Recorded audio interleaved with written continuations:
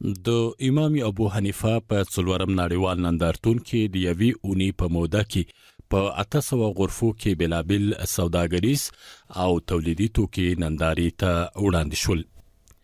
کابل کې دغه نندارتون د پای په مراسمو کې د سوداګرۍ د خونې مسؤلینو وویل چې په یوه اونۍ کې تر 900 زیاتو کسانو دغه نندارتون او د هیواد د سوداګریزو او تولیدي توکو څخه لیدنه کړې ده چې د بهرنیو هیوادونو سوداګریز او تولیدي توکي هم په 250 غرفو کې نندارې ته وړاندې شوي دي.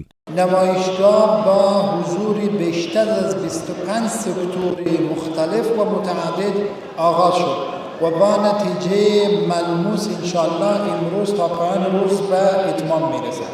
سشکال مشکل نندارتون کی تر حدود 10 میلیون افغانه کو نندارتون کی پلورا و پلولا تر 9 لک کسانو نندارتون لیدنه کړی ده.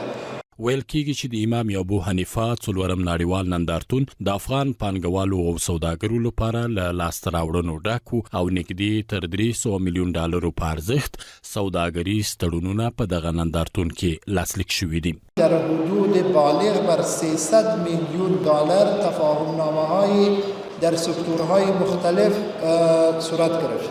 افغان سوداګر او پانګوالو هم له دغه نندارتون نه خوښي څرګنده کړه. ویل د دوی سوداګریزو او تولیدي توکو ته د بازار موندنې په برخه کې دا ډول نندارتونونه جوړېدل ځانګړی ارزښت لري او هر ورځ یو ګڼ شمېر کسانو د دوی له تولیداتو څخه لیدنه کوله. ډېر راځي نندارتونونه.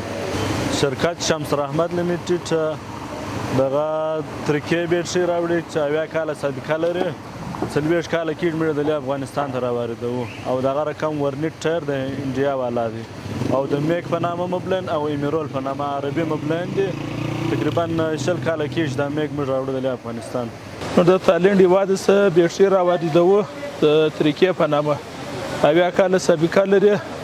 د 40 امپیر سنیولې د 200 پریزمر سره ستا که د کور د سولر کم سیستم خلک جوړوي شکار ورته کوي. د یادونې وړ ده چې د امام ابو حنیفه په څلورم نړیوال نندارتون کې د افغانستان، ایران، قزاقستان او نورو ګاونډیو هیوادونو تولیدي او سوداګریز توکي په 800 غرفو کې نندارې ته وړاندې شول چې په یوه اونۍ کې نږدې تر 1 میلیون کسانو ترې لیدنه کړې ده چې د سوداګرۍ د ودې لپاره رغنده پایلې او لاسته راوړنې له ځان سره لري.